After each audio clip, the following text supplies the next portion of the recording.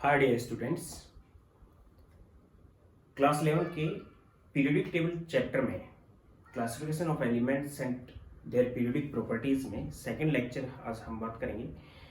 किस टाइप से periodic table design की गई, किस टाइप से उसका डेवलपमेंट हुआ, हिस्टोरी क्या थी उसकी और क्यों इसकी जरूरत पड़ी, ये मैं पिछले लेक्चर में आपको बता चुका हूँ।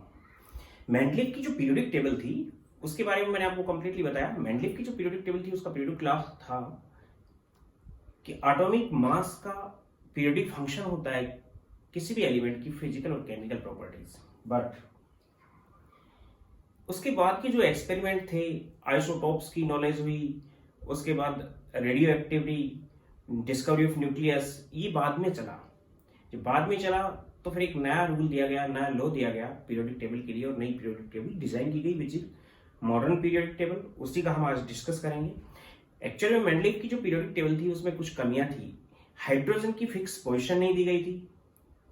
आइसोटोप्स जो थे उनको अलग अलग पोजीशन पे रखा गया था, जबकि आइसोटोप्स एक ही एलिमेंट के होते हैं लेकिन मास नंबर डिफरेंट होने की वजह से उनकी सेम पोजीशन नहीं हो सकती। तीसरा ये था कि लेंथेनाइड एक्टिनॉइड्स की उस टाइम इतनी नॉलेज नहीं थी तो उनको सेपरेट नहीं किया गया। फोर्थ ये था कि जो पोजीशन थी एलिमेंट्स की वो स्ट्रिक्टली फॉलो नहीं हुआ, जो लॉ था, पीरियोडिक लॉ था, वो फॉलो स्ट्रिक्टली नहीं हुआ। तो इन सब चीजों को दूर करने के लिए एक मॉडर्न कंसेप्ट दिया गया जो कि 1911 में मोजले की पीरियोडिक टेबल से आया। मोजले ने अपनी एक एक्सपेरिमेंट किया था, एक स्टडी की थी न्यूक्लियस की डिस्कवरी के जस्ट बाद, और उसके अकॉर्डिंग उसने एक लॉ को थोड़ा सा चेंज किया और मॉडर्न पीरियोडिक टेबल डेवलप की। उसका आज कंप्लीटली हम डिस्कस करेंगे। थोड़ा लेक्चर लंबा होने वाला है इसलिए साथ में रहें। Thank you. Modern periodic table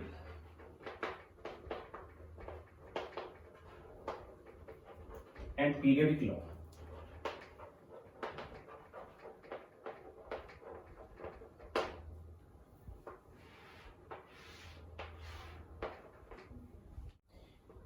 In 1911 to 1913,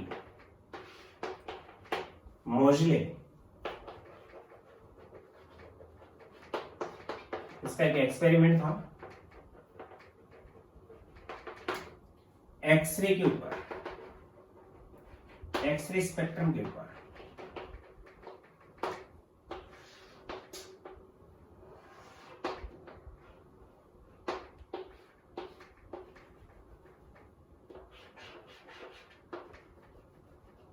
ये कैथोड है जिसपे नेगेटिव चार्ज होता है, ये एनोड है जिसपे पॉजिटिव चार्ज है। डिस्चार्ज ट्यूब यूज की हमने, इसका डिस्कस पिछले चैप्टर में मैंने कर दिया आपको।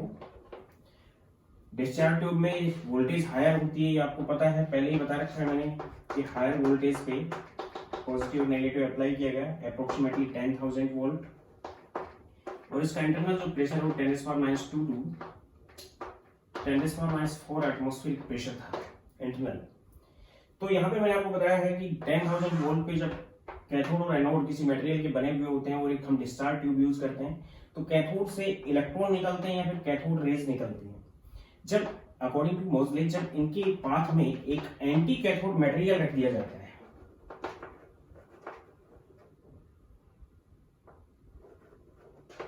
एंटी कैथोड एक ऐसा मटेरियल है जो हार्ड मेटल का बना होता है, लाइक हम टंगस्टन ले सकते हैं या फिर ऑस्मियम ले सकते हैं, रोडियम ले सकते हैं। एक्सरे को इसी टाइप से हम डेवलप करते हैं। तो जैसे ही कैथोड रेज के ऊपर बम्बार्ड होती हैं तो यहां से एक नई रेज निकलती हैं विच आर कॉल्ड एक्सरे। अभी क्यों निकलती हैं उसका रीजन ये है कि जो इसके अंदर एटम्स थे उन एटम्स में इलेक्ट्रॉन्स थे, first, second, third, fourth, fifth, इस टाइप की शेल्स बनी हुई थी और शेल्स के अंदर क्या प्रेजेंट थे, इलेक्ट्रॉन्स प्रेजेंट थे। ये आपको बता चुका हूं मैं कि फर्स्ट शेल में 2 इलेक्ट्रॉन होते हैं, सेकंड शेल में 8 होते हैं, थर्ड शेल में 18 होते हैं, फोर्थ शेल में 32 इलेक्ट्रॉन्स प्रेजेंट होते हैं। तो इंटरनल इलेक्ट्रॉन्स प्रेजेंट थे। तो जैसे ही कैथोड रेज पे टकराने के बाद इसकी के सेल से या फिर एल सेल से, एम सेल से या फिर एन सेल से, जनरली के और एल एम सेल से इलेक्ट्रॉन्स यहां से रिलीज कर लेती हैं। जैसे ही यहां से इलेक्ट्रॉन रिलीज हुआ ये जगह खाली हो गई। अब इनर ऑर्बिट के अंदर या इनर शेल खाली हो गई, जबकि ऐसा पॉसिबल नहीं है। इनर शेल खाली नहीं होनी चाहिए, वैकेंट नहीं रहनी चाहिए। तो उस कंडीशन में जैसे ही इनर शेल से इलेक्ट्रॉन बाहर निकला, क्यों निकला, इलेक्ट्रॉन की बॉम्बार्डिंग की वजह से इनर शेल से इलेक्ट्रॉन बाहर निकला, तो जो वैकेंसी बनी उसको भरने के लिए, उसको कंप्लीटली फिल करने के लिए आउटर सेल से इलेक्ट्रॉन जंप करके इनर शेल में आ गया। और जब आउटर सेल से इलेक्ट्रॉन जंप करके इनर शेल में आएगा तो आपको बता रखा है एक एनर्जी रिलीज होती है, और वो जो एनर्जी रिलीज है वो एक्सरे रीजन से होती है, और उसी एनर्जी की रेज को हमने नाम दिया एक्सरे। तो मोजले ने ये देखा कि जैसे ही जेड इसका चेंज करते हैं, या फिर इलेक्ट्रॉन को हम क्या करते हैं कैथोड रे से या कैथोड से यहाँ पे पहुंचा रहे हैं, बॉम्बार्ड कर रहे हैं, या फिर इलेक्ट्रॉन को हम एक्सीलरेट भी कर सकते हैं किसी पोटेंशियल से। यानी कि जब इलेक्ट्रॉन्स को या कैथोड रेज को हम किसी पोटेंशियल से एक्सीलरेट करा के एक एंटी कैथोड मटेरियल पे उसको बॉम्बार्ड करते हैं, तो एंटी कैथोड मटेरियल में प्रेजेंट एटम्स के इनर सेल से इलेक्ट्रॉन रिलीज होने लगते हैं। इनर सेल से इलेक्ट्रॉन रिलीजिंग की वजह से आउटर सेल में प्रेजेंट इलेक्ट्रॉन इनर सेल को फिल करने लगता है। तो आउटर सेल का इलेक्ट्रॉन जब इनर सेल में आता है तो एनर्जी रिलीज होती है, और वो एनर्जी एक्सरे रीजन से होती है। तो जैसे ये वो एक्सरे बनी, उससे एक्सरे रीजन से आई, तो एक्सरे रीजन का जो फ्रीक्वेंसी थी, इसकी फ्रीक्वेंसी को इंटू 10⁸ पुट किया इसने, कि इसकी जो भी फ्रीक्वेंसी आ रही थी, मटेरियल हमने चेंज कर दिया। जैसे ही मटेरियल चेंज किया तो इसकी फ्रीक्वेंसी अकॉर्डिंग टू मोजले मेटल के, या जो भी मेटल यूज कर रहे हैं उसके जेड एटॉमिक नंबर पे डिपेंड करती है, एटॉमिक मास पे डिपेंड नहीं करती। बशर्ते कि हमने ये जो पोटेंशियल है कांस्टेंट रखा। एक बार हमने टंगस्टन यूज किया, उसके जेड पे डिपेंड की फ्रीक्वेंसी। एक बार हमने ऑस्मियम रखा, उसके जेड पे डिपेंड की। एक बार हमने रोडियम रखा यहाँ पे, तो उसके जेड पे डिपेंड किया फ्रीक्वेंसी। और इसने बताया कि दोनों आपस में डायरेक्टली प्रोपोर्शनल होते हैं। फ्रीक्वेंसी का स्क्वायर रूट जेड के डायरेक्टली प्रोपोर्शनल होता है अगर हम पोटेंशियल डिफरेंस सेम रखते हैं। तो अगर इसको चेंज करते हैं तो चेंज हो सकता है। तो कांस्टेंट पोटेंशियल डिफरेंस पे फ्रीक्वेंसी का स्क्वायर रूट एटॉमिक नंबर के डायरेक्टली प्रोपोर्शनल होता है, एटॉमिक मास के नहीं होता। फिर इस डिसीजन पे पहुंचा कि इसका मतलब यह है कि किसी भी एलिमेंट की जो प्रॉपर्टीज हैं उसके एटॉमिक नंबर पे डिपेंड करती हैं, एटॉमिक मास पे डिपेंड नहीं करती हैं। तो एक्सरे कैसे प्रोड्यूस होती है, यानी कि यहां से जैसे के से इलेक्ट्रॉन निकल गया था, तो ये लाइन आई, ये इसकी के बीटा लाइन है। अगर यहां से सेकंड सेल से आती तो के अल्फा लाइन होती। इस टाइप से के अल्फा के बीटा लाइन की फ्रीक्वेंसीज को जेड के सामने इसने पुट किया और एक ग्राफ प्लॉट किया, तो स्ट्रेट लाइन है, यानी जेड के डायरेक्टली प्रोपोर्शनल है। जेड को हम चेंज करेंगे तो फ्रीक्वेंसी चेंज होगी। तो मैं यहाँ पे लिख रहा हूं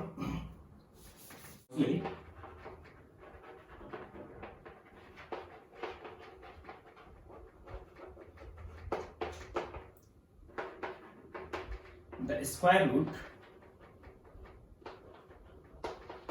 of frequency of X-rays developed by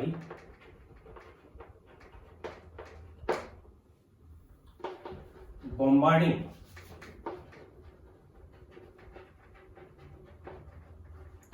of cathode rays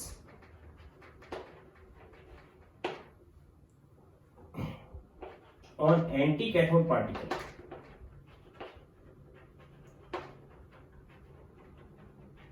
on anti-cathode material, then it is directly proportional to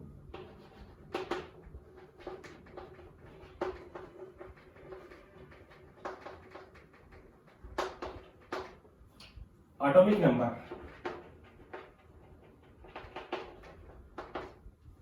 of anti-cathode material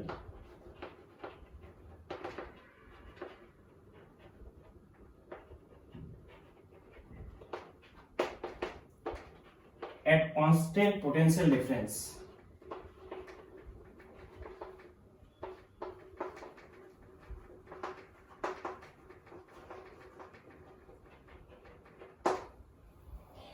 the square root of frequency of X-ray जो डेवलप हुई X-ray bombarding of cathode rays on anti-cathode material, then it is directly proportional to Z atomic number जो हमने use किया anti-cathode particle के अंदर, उसके directly proportional होगी। यानी कि इसने देखा कि ग्राफ प्लॉट किया, इसने ग्राफ प्लॉट किया रूट फ्रीक्वेंसी इंटू 10⁸, एक्चुअल में फ्रीक्वेंसी 10⁻16 हर्ट्ज की थी, तो रूट निकाल के बाहर कर लिया हमने। तो रूट फ्रीक्वेंसी इंटू 10⁸ और जेड के बीच में, Z is atomic number and it is frequency, उसका अंडर रूट लिया है और मल्टीप्लाई 10⁸ किया है। तो इस टाइप से इसको लाइन मिली, straight lines. It is K alpha line, M alpha line and L alpha line. Alpha कौन सी लाइन होती है? जो फर्स्ट लाइन होती है, वो हमने पिछले चैप्टर में बता रखा है। तो स्ट्रेट लाइन है जो जेड पे डायरेक्टली प्रोपोर्शनल है। तो एक नतीजे पे पहुंचा, इसका मतलब यह होगा कि root frequency is directly proportional to Z. Root frequency होती है वो जेड के डायरेक्टली प्रोपोर्शनल होती है। इसका मतलब जो प्रॉपर्टीज है वो जेड पे डिपेंड करती है, एटॉमिक मास पे डिपेंड नहीं करती है किसी भी एलिमेंट की। प्रोपोर्शनलिटी साइन को इसने ओपन किया, then root frequency is equal to a into Z, और फिर इसको थोड़ा सा करेक्ट किया बाय करेक्शन। ए तो क्या हो गया यहाँ पे? कांस्टेंट हो गया, प्रोपोर्शनलिटी कांस्टेंट है। Root frequency which is equal to a into Z minus b, where b is screening constant, जो आगे हम डिस्कस करेंगे। For K alpha and K beta it is 1, इसकी वैल्यू 1 होती है तो इक्वेशन किया जाती है कि root frequency which is equal to a into Z minus 1 K alpha और के बीटा लाइन के लिए। तो इसके अकॉर्डिंग ये नतीजा हुआ कि जो किसी भी एलिमेंट की प्रॉपर्टी वो डिपेंड करती है, किस पे डिपेंड करती है? एटॉमिक नंबर पे, एटॉमिक मास पे डिपेंड नहीं करती। तो इस मेंडलीफ का जो पीरियोडिक लॉ था उसने इसको चेंज किया, इसने उसको चेंज किया और पीरियोडिक लॉ को इस टाइप से रिप्रेजेंट किया। मॉडर्न पीरियोडिक लॉ दिया इसने।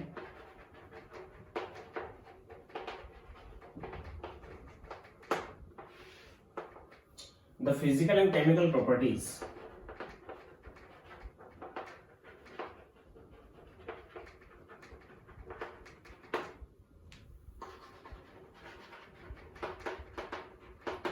of an element is periodic function of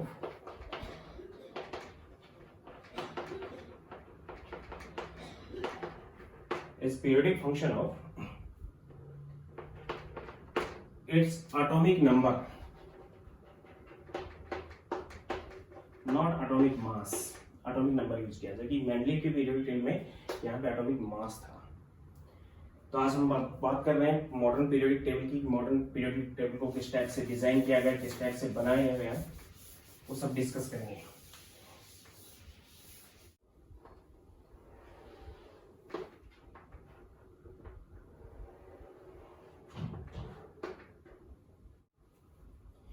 periodic table का आउटलाइन डायग्राम कुछ इस टाइप का होता है।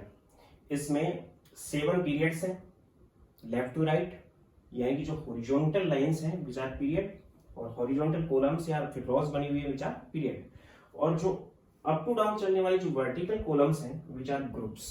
18 ग्रुप्स हैं, यानी 7 पीरियड और 18 ग्रुप में इसको डिवाइड किया गया है।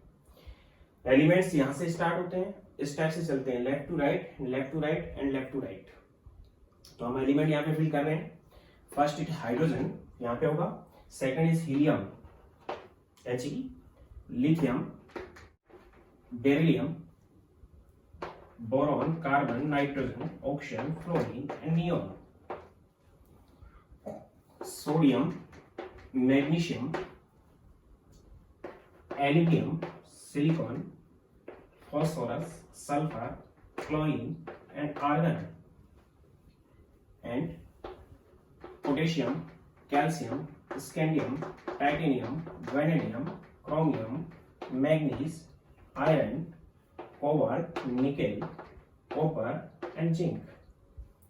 Boron, aluminium, gallium, indium and thallium.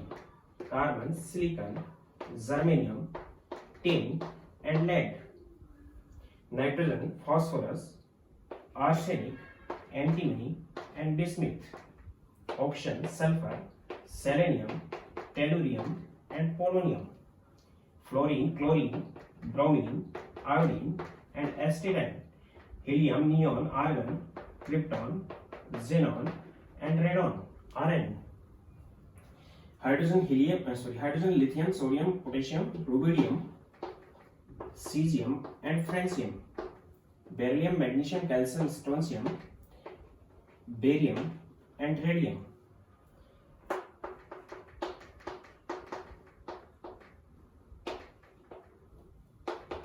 जल्दी जल्दी फिल कर देता हूं मैं।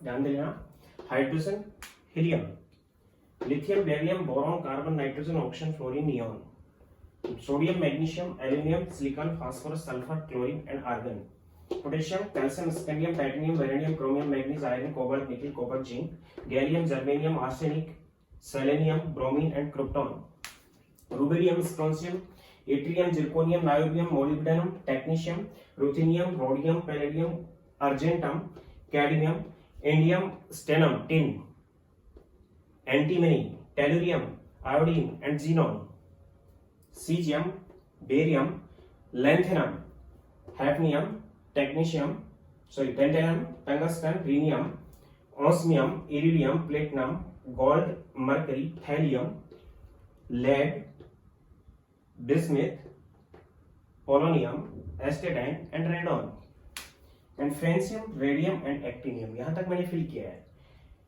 ये 1 नंबर पे है, यहाँ पे 2 नंबर है, ये 3 से स्टार्ट है, सेकंड पीरियड है और 10 तक है। ये 11 से स्टार्ट है, 8 एलिमेंट है इसमें, 18 तक है। ये फिर यहाँ से 19 से स्टार्ट है, यहाँ से 21 स्टार्ट हो जाता है, 21 से 30 जिंक तक और 30 के बाद 36 तक। इसके बाद 37 से रेगुलर अगर चलेंगे हम तो यहाँ पे 54 पे खत्म होगा। 18 एलिमेंट है इसमें, 37 से 54 तक। उसके बाद caesium 55, it is 56 and it is 57। Lanthanum के बाद यहाँ से स्टार्ट होता है। एफ ब्लॉक एलिमेंट्स को हमने बॉटम में रख दिया है, लेंथेनॉइड एक्टिनॉइड्स को लेंथेनम के जस्ट बाद यहाँ से स्टार्ट होगा, जो कि 57 के बाद यहाँ से 58 से स्टार्ट होता है और 71 तक होते हैं एलिमेंट इसमें। उसके बाद 72 से यहाँ से स्टार्ट हो जाता है, 72 से यहाँ तक 80 है, 80 के बाद यहाँ 86 है, 86 के बाद यहाँ 87 है, 87 के बाद यहाँ 89 है, 89 के बाद 90 से यहाँ स्टार्ट होता है और 90 से 103 तक होता है। 103 के बाद यहाँ 104 होगा। यानी कि इन दोनों में से यहाँ से बीच में से हमने एक अलग से एक ब्लॉक के एलिमेंट्स को रख दिया है, क्योंकि अगर इनको इसके बीच में रखते तो पीरियोडिक टेबल एक बहुत बड़ी हो जाती और बड़ी होने के बाद सिमिलर प्रॉपर्टीज के एलिमेंट उनके नीचे नहीं आ पाते थे। इसलिए इसको अलग से हमने बॉटम में रखा है ब्लॉक को। तो क्वेश्चन यहाँ पे पूछा जाता है कि एफ ब्लॉक के एलिमेंट्स को हमने बॉटम में क्यों रखा है। तो एफ ब्लॉक के एलिमेंट्स सीरियम से स्टार्ट है,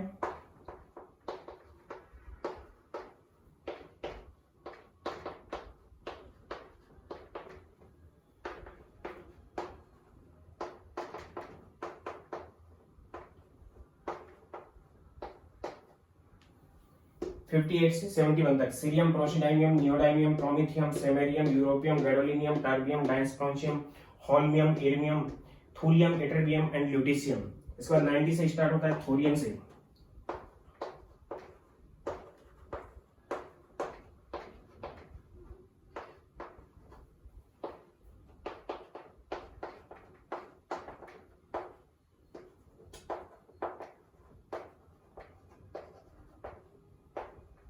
LR।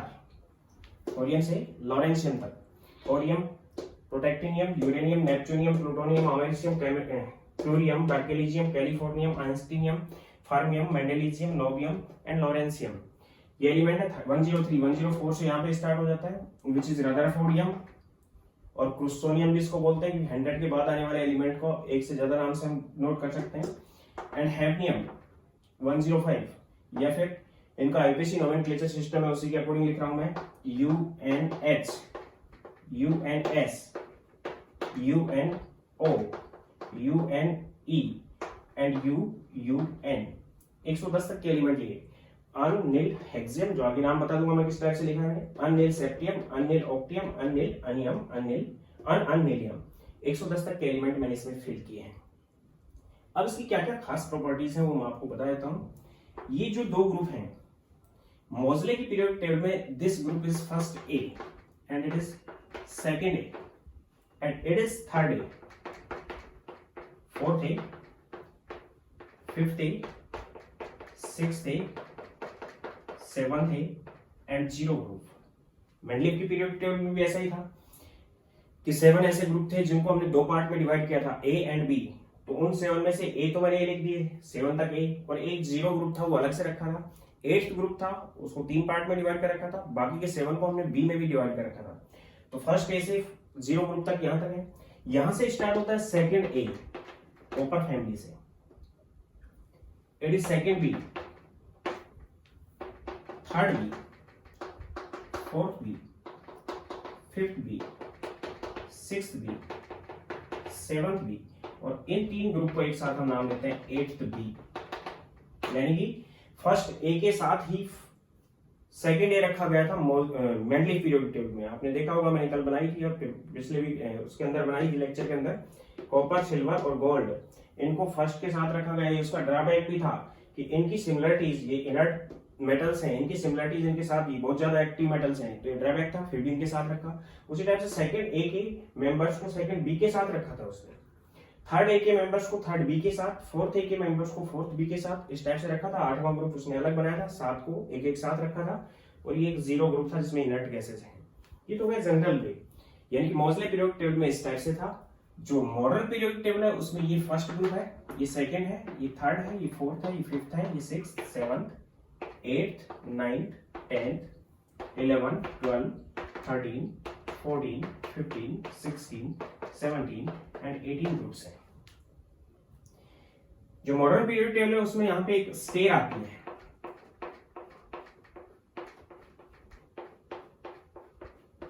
ये एक स्टेयर है। इसका क्या वर्क है कि इसके लेफ्ट साइड में सभी मेटल्स हैं, ये मेटल्स नॉन मेटल्स और मेटलॉइड्स को डिसोसिएट करती है। इसके इधर की सभी मेटल्स हैं, इसके इधर सभी नॉन मेटल्स हैं, और इसके आसपास के जो एलिमेंट्स हैं वो मेटलॉइड्स हैं या सेमीकंडक्टर्स हैं। यानी कि एक ये डिवाइड करती है नॉन मेटल्स और मेटल्स को, यानी पीरियोडिक टेबल में मेटल्स बहुत ज्यादा है, नॉन मेटल्स बहुत कम है। इसके साथ साथ इस ग्रुप को, ये जो दो ग्रुप हैं this and this, first and second group, these R S block element. इनको एस ब्लॉक एलिमेंट क्यों नाम दिया है? क्योंकि इनका आउटरमोस्ट इलेक्ट्रॉन है, जब इनकी इलेक्ट्रॉन कॉन्फ़िगरेशन हम रिप्रेजेंट करते हैं तो आउटरमोस्ट इलेक्ट्रॉन एस ऑर्बिटल्स में फिल होता है, इसलिए एस ब्लॉक के एलिमेंट हो गए। ये 6 ग्रुप हैं, 1 2 3 4 5 and 6, these 6 R P block. इनके आउटर इलेक्ट्रॉन पी ऑर्बिटल्स में फिल होते हैं, इसलिए कौन सा ब्लॉक हो गया? P block. ये 14 14 28 एलिमेंट्स हैं, these आर एफ ब्लॉक, ये एफ ब्लॉक के एलिमेंट्स हैं। और ये जो एलिमेंट हैं ये बीच में बच गए 10 group, these R D block, ये डी ब्लॉक के एलिमेंट है। मींस आउटर मोस्ट इलेक्ट्रॉन जिस ऑर्बिटल में जा रहा है वही उसका ब्लॉक है। एस में 2 इलेक्ट्रॉन फिल होते थे तो 2 ग्रुप आ गए, डी के अंदर 10 इलेक्ट्रॉन फिल होते थे तो 10 ग्रुप हैं, एफ टी के अंदर 6 इलेक्ट्रॉन फिल होते थे तो 6 ग्रुप हैं, और एफ के अंदर 14 इलेक्ट्रॉन फिल होते थे तो यहाँ पे 7 ऑर्बिटल थे, 14 इलेक्ट्रॉन फिल होते थे, तो यहाँ पे 14 ग्रुप्स में इसको डिवाइड किया है।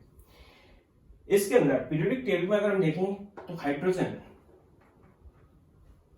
Helium, neon, argon, krypton, xenon and radon and fluorine, chlorine and oxygen and nitrogen, 11 element use किए मैंने, टिक भी कर दिया उनको। Hydrogen, helium, nitrogen, oxygen, fluorine, neon, chlorine, argon, krypton, xenon, radon. Room temperature पे gas होते हैं। Room temperature पे कौन सी स्टेट में होती है? गैसेस स्टेट में होती है। अगर हम बात करें तो caesium, this, francium, this, mercury, this, gallium, this and bromine, this, these are liquid at 30 degree centigrade. 30 degree centigrade पे ये सभी लिक्विड हैं, या रूम टेम्परेचर पे भी देखें तो हम इसको लिक्विड की कैटेगरी में रखेंगे। गैलियम का मेल्टिंग पॉइंट 29.7 डिग्री सेंटीग्रेड होता है, जो कल बता चुका हूं मैं आपको पिछले उसमें लेक्चर में। तो गैलियम जो होगा वो 30 डिग्री सेंटीग्रेड पे लिक्विड, मीन्स 5 एलिमेंट ऐसे हैं जो 30 डिग्री सेंटीग्रेड पे लिक्विड स्टेट में होते हैं, 11 एलिमेंट ऐसे हैं जो रूम टेम्परेचर पे गैसेस स्टेट में होते हैं, और बाकी सभी सॉलिड स्टेट हैं, यानी मेटल्स इसमें ज्यादा है, नॉन मेटल्स इसमें कम है, और आसपास के एलिमेंट मेटलॉइड्स हैं। ये हो गया ग्रुप। स्पेसिफिक नाम क्या है ग्रुप्स का? इसको हम नाम देते हैं जीरो ग्रुप और इनर्ट गैसेस या फिर noble gases. Noble gases group है। नोबल गैसेस का मतलब नोबल का मतलब आउटर मोस्ट शेल फुलफिल है, इनर्ट का मतलब रिएक्टिव नहीं है, इसलिए इनर्ट गैस या फिर नोबल गैस। ध्यान देना, नोबल गैस का मतलब है आउटर मोस्ट शेल फुलफिल है। This group is called halogen. Halogen क्यों नाम दिया है? फ्लोरीन, क्लोरीन, ब्रोमीन, आयोडीन, एस्केटाइन, ये सभी हैलोजन है। हैलोजन क्यों नाम दिया है इनको हम? क्योंकि हेलो का मतलब होता है सॉल्ट और जन का मतलब होता है प्रोड्यूसर। सॉल्ट प्रोड्यूसर है, NaCl, NaKCl, NaF, ये सभी सॉल्ट इनसे बनते हैं, तो salt producer, ocean salt producer है, इसलिए नाम दिया है इनका हैलोजन, लैटिन वर्ड है। इसके बाद इसको हम ग्रुप को 16 को हम बोलते हैं चैल्कोजन। चैल्कोजन और फॉर्मेटिंग ग्रुप है। ऑक्साइड और बनता है, जब मेटल एक्सट्रैक्ट करते हैं तो मेटल एक्सट्रैक्शन में जो उनके ओर्स होते हैं, जैसे बॉक्साइट है, हेमेटाइट है, एजुराइट है, मेलेकाइट है, सिडेराइट है, कॉपर पायराइट्स है, ये सभी ओर्स होते हैं, वो सल्फाइड, ऑक्साइड, सेलेनाइड, टेलुराइड या पोलोनाइड होते हैं, इसलिए और बनाते हैं या इसको नाम दिया चैल्कोजन। इस ग्रुप को हम नाम देते हैं निकोजन। निकोजन लैटिन वर्ड है। निकोजन का मतलब या निक्टोजन भी इसको नाम दे सकते हैं हम। पी साइलेंट रहता है। इनका मतलब होता है कि पॉइजनस एलिमेंट। सबसे ज्यादा पॉइजनस एलिमेंट यहाँ पे एंटीमनी है। ये मैं आगे डिस्कस करूंगा, स्पेसिफिक एलिमेंट की क्या कैरेक्टरिस्टिक है, ये आज ही के लेक्चर में हम डिस्कस करेंगे। ये कार्बन फैमिली है, ये बोरॉन फैमिली है, स्पेसिफिक नाम उनके हो गए। इसी टाइप से ये कॉइनेज मेटल ग्रुप है। कॉपर, सिल्वर एंड गोल्ड, तांबा, चांदी और सोना, इनके कॉइन्स बनाए जाते थे, सिक्के बनाए जाते थे, इसलिए फर्स्ट ए और 11th ग्रुप, कई बार पूछा गया क्वेश्चन है कि कौन सा ग्रुप कॉइनेज मेटलिक ग्रुप है।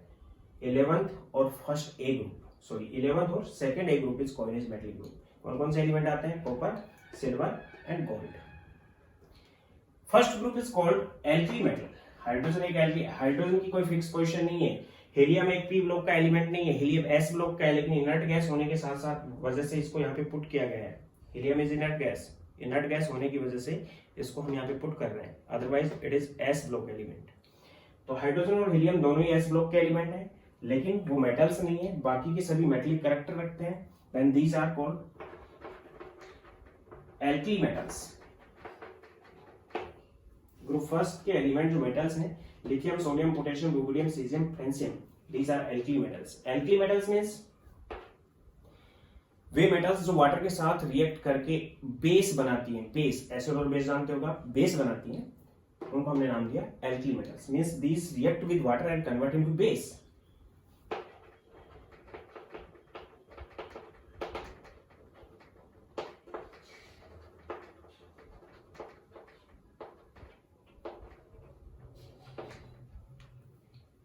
These are, बेरिलियम को छोड़ दिया, अर्थ मेटल नहीं है ये, beryllium is non alkaline earth metal. बाकी मैग्नीशियम, कैल्शियम, स्ट्रोंशियम, बेरियम और radium, these are alkaline earth metals. Alkaline earth metals वो मेटल्स होती हैं जिन मेटल्स के ऑक्साइड अर्थ क्रस्ट में पाए जाते हैं और उनकी नेचर बेसिक होती है। ऑक्साइड इन earth crust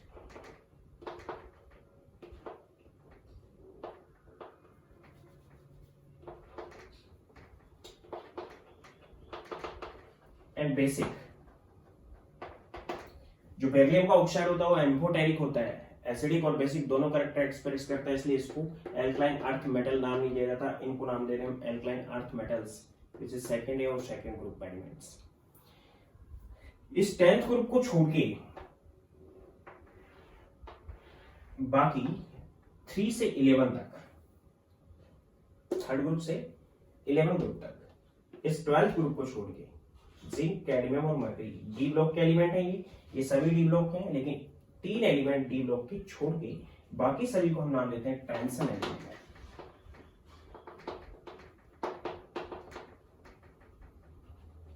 transition elements.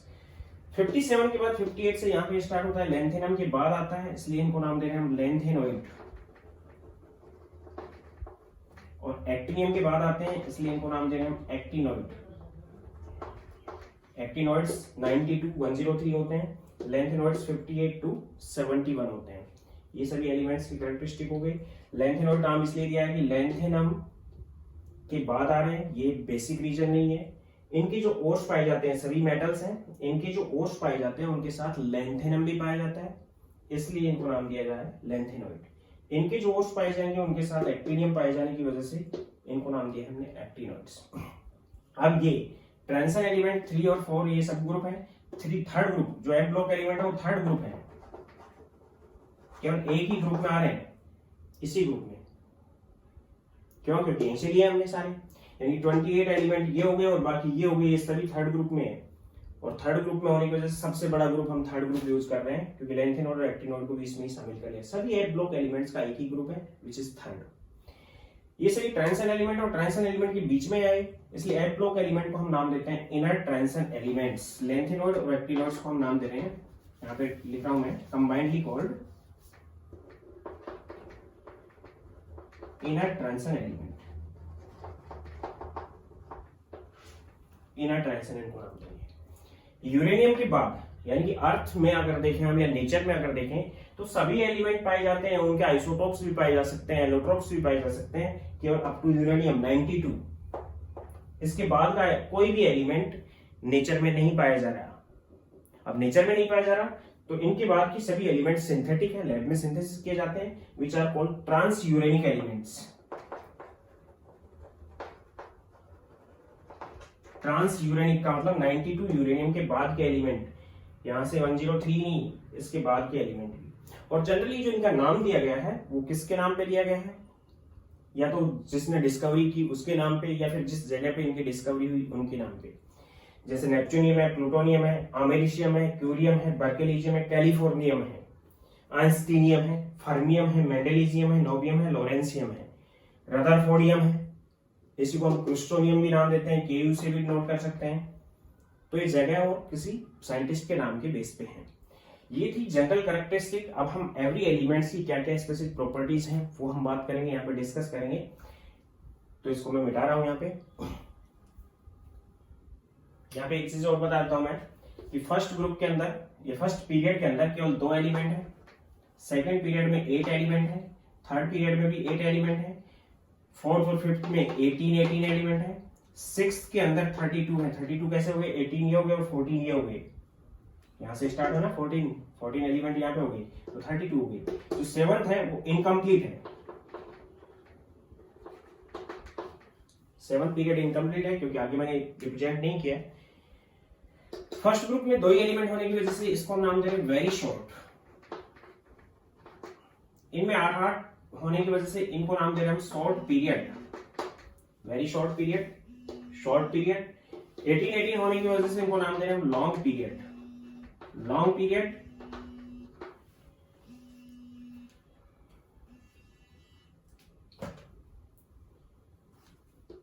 Thirty 32 element होने की वजह से इसको हम नाम दे रहे हैं वेरी लॉन्ग, और इसको हम नाम दे रहे हैं इनकम्प्लीट। ये है पीरियोडिक टेबल। अब इसमें स्पेसिफिक एलिमेंट की क्या क्या कैरेक्टरिस्टिक्स है वो मैं आपको लेके चल रहा हूँ। इसी टाइप से इसको आप नोट कर सकते हो अपनी कॉपी के अंदर।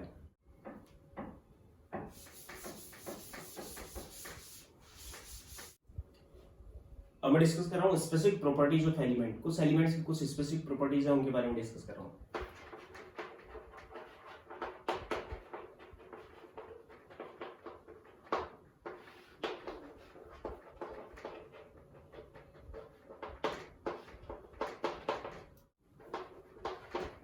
lightest element,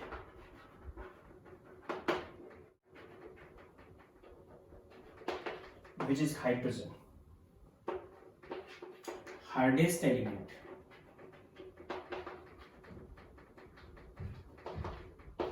which is carbon in form of diamond.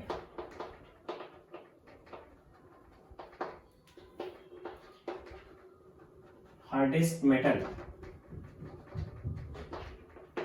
Tungsten W,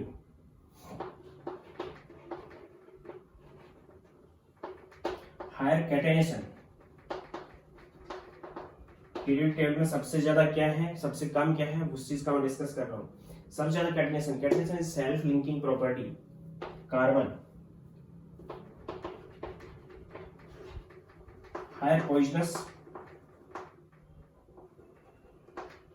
element is antimony Sb। Higher electronegative, जिसकी इलेक्ट्रोनेगेटिविटी ज्यादा होती है सबसे, which is fluorine. Higher electropositive, which is caesium. Higher electron gain enthalpy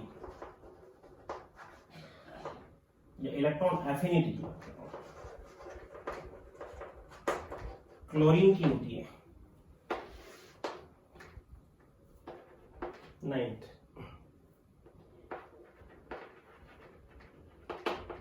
higher stable nuclei, ये nucleus lead का होता है according to radioactivity. Radioactivity के अकॉर्डिंग सबसे ज्यादा स्टेबल न्यूक्लियस लेड का होता है। Higher reactive, inert gas, inert gas reactive नहीं होती है, फिर भी सबसे ज्यादा रिएक्टिव जीनॉन होती है, क्योंकि बहुत से कंपाउंड बनाती है, बाकी की इनर्ट गैस इतने नहीं बना पाती। तो जीनॉन के केस में मैं लिखा हूं xenon HCF2, HCF4, HCF6, HCOF2, HCO2F2, HCOF4, HCO3 and HCO4 जैसे कंपाउंड बनाती है। ऑक्सीजन और फ्लोरीन के साथ ही बनाती है, क्योंकि फर्स्ट इलेक्ट्रोनेगेटिव एलिमेंट फ्लोरीन होता है और second electronegative element periodic table में ऑक्सीजन होता है। वो मैं डिस्कस आगे करूंगा। ये सभी स्टेबल कॉम्प्लेक्स एयर कंपाउंड्स हैं, जबकि बाकी की जो इनर्ट गैस है जैसे रेडॉन है RnF2 अनस्टेबल होता है, एक बनाती है। क्रिप्टॉन है KrF2 एक बनाती है, ये भी अनस्टेबल है। और हीलियम, नियोन और आर्गन कोई भी कंपाउंड फॉर्मेट नहीं करती हैं, इसलिए सबसे ज्यादा रिएक्टिव कौन होगी, जीनॉन होगी इसमें से। Elements which are gas,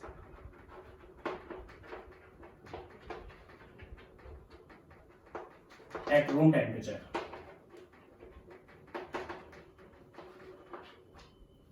11 element है।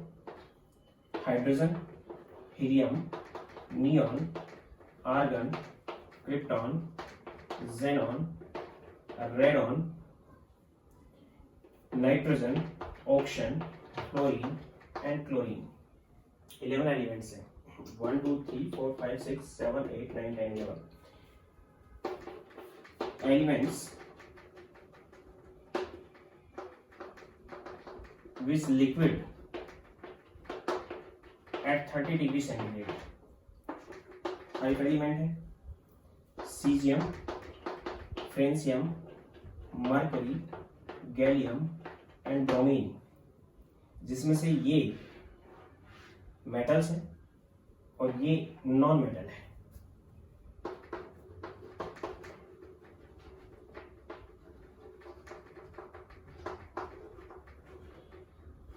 रेडियो एक्टिव हेलोजन एस्टेटाइन है।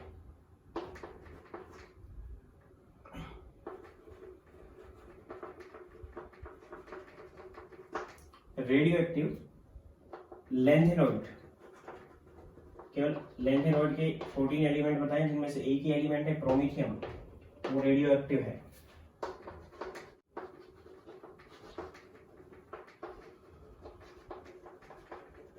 हायर कंडक्टर, जिसकी कंडक्टेंस सबसे ज्यादा है सिल्वर, रेजिस्टेंस सबसे कम होता है सिल्वर का और कंडक्टेंस सबसे ज्यादा होती है।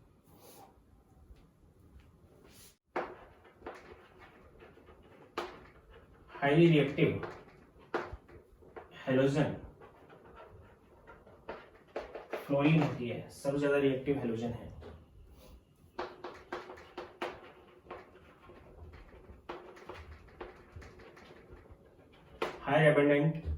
एलिमेंट इन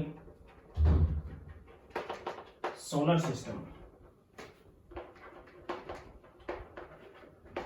सोलर सिस्टम में सबसे ज्यादा पाए जाने वाला एलिमेंट हाइड्रोजन है, जो कि 74% है। बाकी जितने भी एलिमेंट है वो 26% है।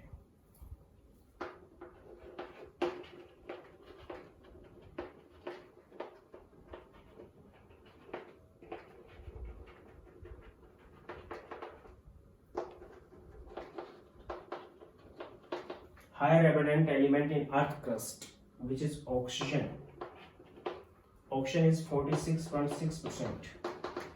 Second is silicon, 27.7%. Third is aluminium, 8.3%. Fourth is iron, 5.3%. Fifth is calcium, 4.5%. Calcium. Sixth is sodium, 2.5%. Seventh is magnesium, 2.4%. Eighth is potassium, 2%. And 19th, man-made element, which is technetium, 43 number पे आता है। Technetium main made element है, क्योंकि वहां पे Mendeley period के में एक जगह खाली छोड़ी थी जिसके अंदर टेक्नीशियम बाद में सिंथेसिस एलिमेंट था, जो कि मेन मेड था, इसलिए इसको नाम दिया है man made element. Lightest metal, lithium.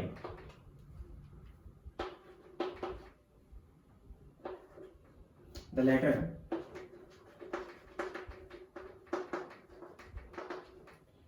which not express symbol of any element, किसी एलिमेंट की सिंबल को एक्सप्रेस नहीं करती, वो लेटर है जे एंड क्यू। जे और क्यू से कोई भी एलिमेंट का सिंबल स्टार्ट नहीं होता है। 22 हायर डेंस मेटल, जिसकी डेंसिटी सबसे ज्यादा है, विच इज इरिडियम। मेटल ही नहीं, पूरी पीरियोडिक टेबल में है ये सबसे ज्यादा। इरिडियम की डेंसिटी होती है 22.6 ग्राम पर सीसी पर सेंटीमीटर क्यूब। सेकंड नंबर पे आता है ऑस्मियम, थोड़ा सा ही कम है इससे, 22.57 ग्राम पर सीसी ऑस्मियम की डेंसिटी होती है, OS.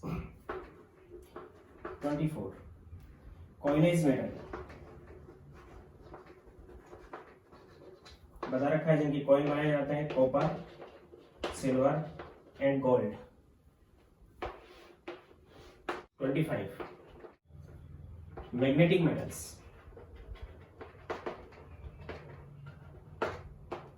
Iron, cobalt, nickel, rhodium and iridium. Inert metals, जो रिएक्टिव नहीं है, सिल्वर, गोल्ड एंड प्लेटिनम, ये तीनों इनर्ट मेटल्स हैं। मैंने बताया था कि ट्रांजिशन एलिमेंट नहीं है। जो 12th ग्रुप के एलिमेंट थे, 3 जिंक, कैडमियम और मरकरी, वो ट्रांजिशन एलिमेंट नहीं है, जबकि डी ब्लॉक एलिमेंट है। D block elements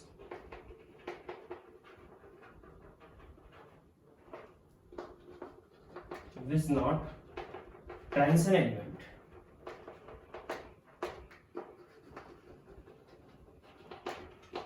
twelve group, zinc, cadmium and mercury.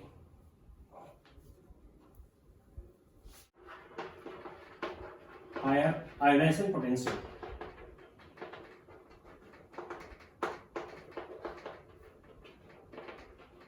Helium का होता है। पूरी पीरियोडिक टेबल में सबसे ज्यादा आयोनाइजेशन पोटेंशियल हीलियम का होता है। Lowest melting point, lowest melting point भी पीरियोडिक टेबल में हीलियम का होता है, which is 4 kelvin. Kelvin temperature degree centigrade नहीं है, 4 केल्विन का मतलब -269 डिग्री सेंटीग्रेड के लगभग आ गया, तो हीलियम का सबसे कम मेल्टिंग पॉइंट होता है। हार्डेस्ट कंपाउंड, हार्डेस्ट जो कंपाउंड होता है वो बोरोन का नाइट्राइड होता है, BnX। पॉलीमेरिक है बोरोन नाइट्राइड, जिसको हम इनऑर्गेनिक ग्रेफाइट भी नाम देते हैं, और इतना हार्ड होता है कि इसके बुलेट प्रूफ जैकेट बनाए जाते हैं।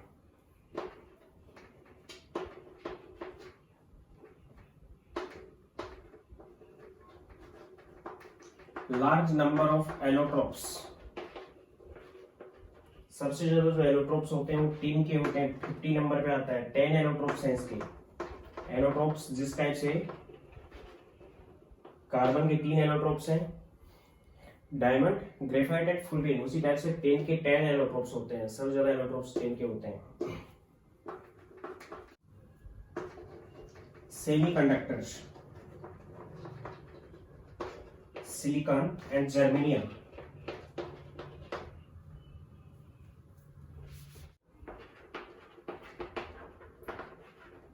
हायर यूज्ड मेटल, सबसे ज्यादा यूज की जाने वाली जो मेटल है वो आयरन है। मशीनरीज के अंदर सबसे ज्यादा हम आयरन को यूज करते हैं। Metalloids, silicon, germanium, polonium, antimony and arsenic, ये मेटलॉइड्स हैं। 34 inner transition element,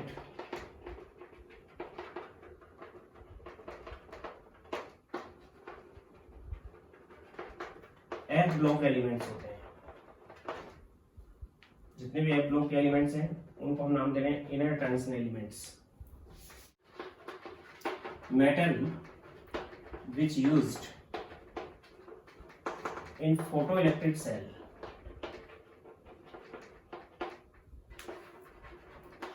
which is cesium।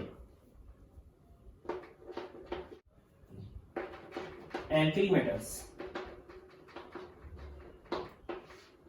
alkali metals का मतलब क्या है पहले बता दिया मैंने, नोट कर लेना इसको भी। Metal react with water and produce base।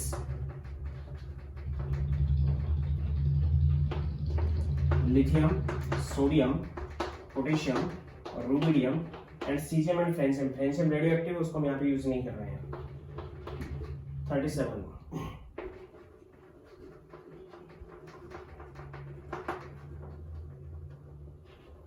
radioactive elements, all elements after 82 of lead 82 के बाद आने वाले सभी एलिमेंट क्या होंगे, रेडियो एक्टिव होंगे। इन रेडियोएक्टिविटी एक्सप्रेस करेंगे। 38 alkaline arcs,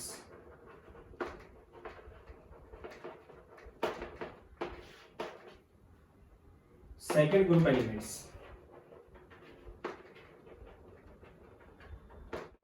other than beryllium. Beryllium को छोड़ के बाकी सेकंड ग्रुप के element magnesium, calcium, strontium, barium and radium. Radium is radioactive. Halogen, salt producer. 17th group fluorine, chlorine, bromine and iodine and astatine. Astatine is radioactive halogen liquids compound.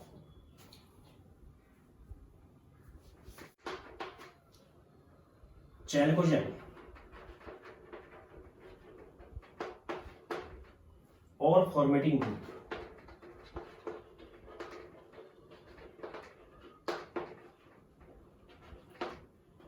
16th group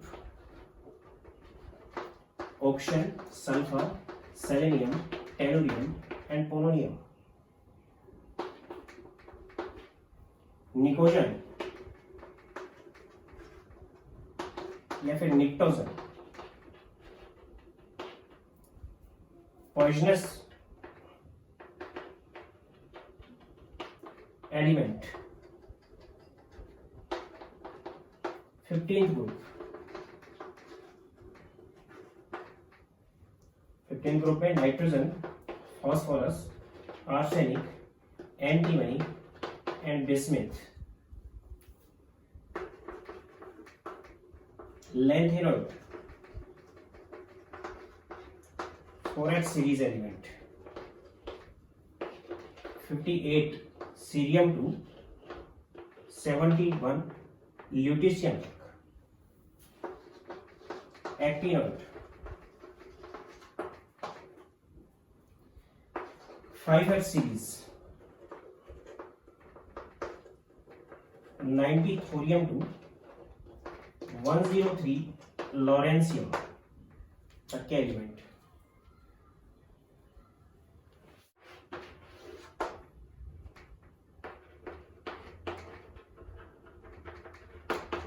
heavy element natural uranium 92, बताया मैंने uranium के बाद आने वाले element सभी synthetic हैं। Trans uranic element,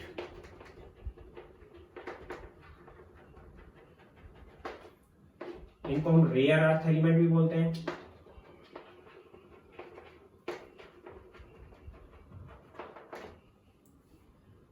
trans uranic element uranium के बाद आने वाले हैं, या फिर हम जो लैंथेनॉइड एक्टिनॉइड है इसी को भी रेयर अर्थ बोल देते हैं। अर्थ में तो पाए नहीं जाते इसलिए सिंथेटिक एलिमेंट है। आफ्टर 92 यूरेनियम के बाद आने वाले एलिमेंट्स को हम नाम देंगे ट्रांस यूरेनियम या trans uranic element. 45 trans actinoids,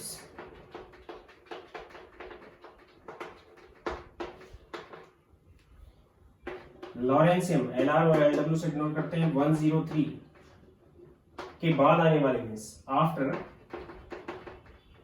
lawrencium जो एलिमेंट्स होंगे उनको नाम देंगे हम trans actinoids. All actinoids are radio active, बता दिया मैंने। 82 के बाद आने वाले सभी रेडियो एक्टिव होते हैं। Higher abundant inert gas which is argon, जो नेचर के अंदर जितनी भी इनर्ट गैसेस पाई जा रही है उनमें सबसे ज्यादा जो इनर्ट गैस पाई जाती है वो होती है आर्गन।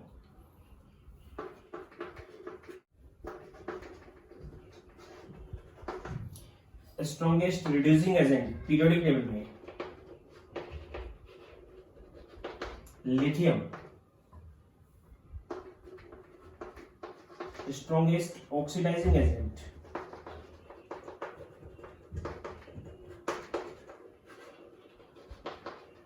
पूरी पीरियोडिक टेबल में फ्लोरीन,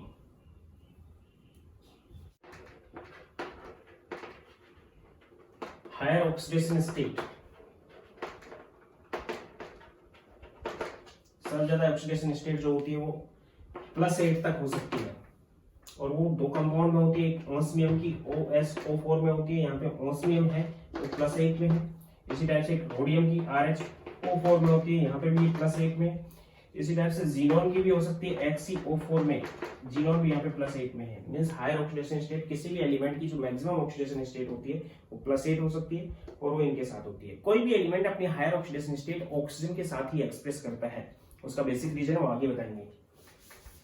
ये 50 कैरेक्टरिस्टिक्स मैंने आपको बता दिए हैं। अब हम जनरल वे में कुछ टर्म्स यूज कर रहे हैं जिनको भी हम पीरियोडिक टेबल में यूज करते हैं। Terms which used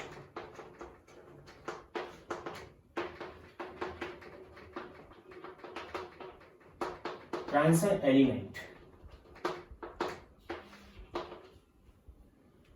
third to 11 groups elements, third से 11 ग्रुप के एलिमेंट्स को हम ट्रांसन एलिमेंट नाम देते हैं। उसमें सारे डी ब्लॉक के एलिमेंट आ गए, केवल जिंक, कैडमियम और मरकरी को छोड़कर। Second typical element, period second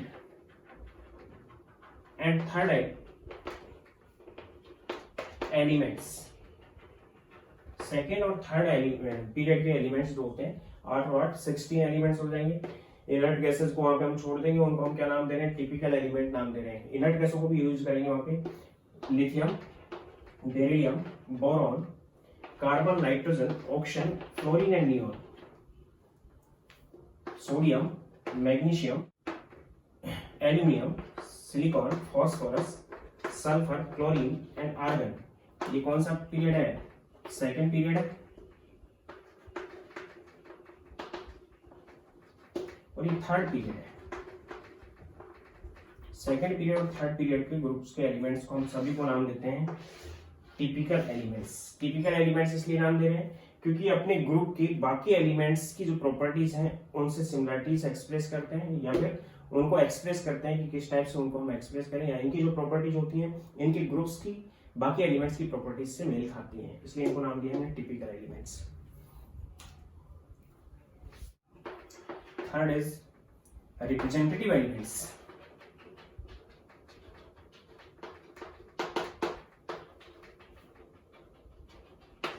representative elements combinedly S block और पी ब्लॉक के एलिमेंट्स को हम नाम दे रहे हैं रिप्रेजेंटेटिव एलिमेंट्स, क्योंकि उनके लेफ्ट टू राइट और अप टू डाउन किसी फिजिकल और केमिकल प्रॉपर्टीज में क्या चेंज आता है उससे ही हम एक्सप्रेस करते हैं, इसलिए इनको क्या नाम दिया हमने, रिप्रेजेंटेटिव एलिमेंट।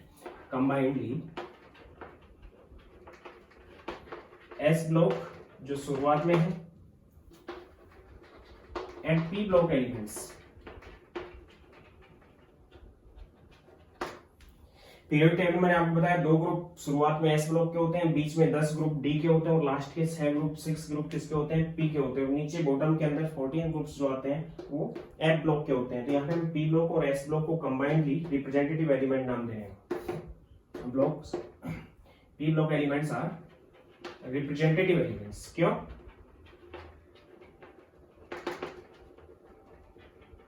क्यों होते हैं रिप्रेजेंटेटिव एलिमेंट्स? क्यों? क्योंकि लेफ्ट टू राइट और अप टू डाउन किसी भी फिजिकल और केमिकल प्रॉपर्टीज को इन्हीं से एक्सप्लेन करते हैं, इसलिए इनको नाम दिया हमने representative elements. Fourth, bridge element.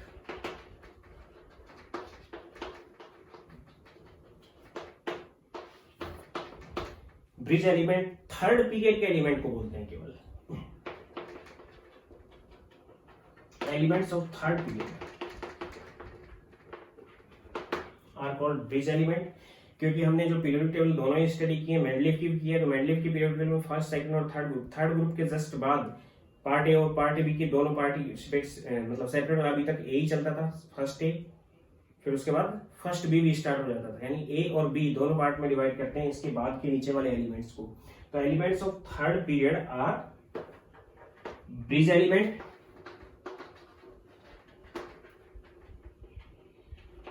due to their properties similar with group A and B। इनकी प्रॉपर्टी A और B की प्रॉपर्टीज से सिमिलर होते हैं, इसलिए उनको नाम दिया। A और B की जो प्रॉपर्टीज थी उनके बीच में एक ब्रिज का काम करते हैं, दोनों के साथ सिमिलर होती हैं, इसलिए इसको नाम दिया हमने bridge element. For example third group या थर्ड पीरियड के एलिमेंट्स हो गए। थर्ड पीरियड के कौन से एलिमेंट हैं? Sodium, magnesium, aluminium, silicon, phosphorus, sulphur, chlorine, ये एलिमेंट्स हैं। तो इनमें अगर सोडियम की हम बात करें तो सोडियम ब्रिजिंग किसको करेगा? First A and first B को। ये ब्रिजिंग किसको करेगा? Magnesium second A and second B को। एल्यूमिनियम किसको करेगा? Third A and third B को। इसी टाइप से सिमिलरली आगे चलता रहेगा। सोडियम फर्स्ट ए में कौन कौन से एलिमेंट बच गए? सोडियम के बाद आने वाले पोटेशियम, रुबिडियम और सीजियम जैसी सिमिलरिटीज रखेगा इनके साथ। और फर्स्ट बी में कॉपर, सिल्वर और गोल्ड, ये फर्स्ट बी में थे और ये फर्स्ट ए में थे, यानी कि इनकी प्रॉपर्टी और इनकी प्रॉपर्टीज में अगर हम रिलेशन देखें तो बीच में एक सोडियम ऐसी प्रॉपर्टी रखता है जो दोनों में होती है, तो ये ब्रिजिंग एलिमेंट हो गया। इसी टाइप से सेकंड ए में कौन आएगा, मैग्नीशियम के नीचे calcium, strontium and barium and radium. और सेकंड बी के अंदर कौन आ गया, जिंक, कैडमियम और मरकरी। ये इन दोनों की ब्रिजिंग प्रॉपर्टीज शो करता है। उसी टाइप से थर्ड ए की अगर बात करें हम, तो थर्ड ए में एल्यूमिनियम के नीचे कौन आ गया, गैलियम, इंडियम और थैलियम। इसी टाइप से थर्ड बी के अंदर scandium, atrium, lanthanum, scandium, atrium and lanthanum. ये थर्ड बी के अंदर है और ये थर्ड ए के अंदर है। इनकी प्रॉपर्टीज सिमिलर होती है। मेंडलीव की पीरियोडिक टेबल में ए और बी जो पार्ट बनाए गए थे उसमें एल्यूमिनियम के साथ में ये रखे गए थे और ये रखे गए थे।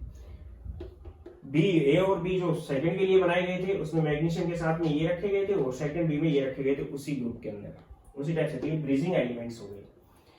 ये थी सिमिलर प्रॉपर्टीज। और इन प्रॉपर्टीज के बेस पे इनमें से क्वेश्चन जरूर बनते हैं, 2 या 3 क्वेश्चन बनते हैं नीट और IIT दोनों के अंदर।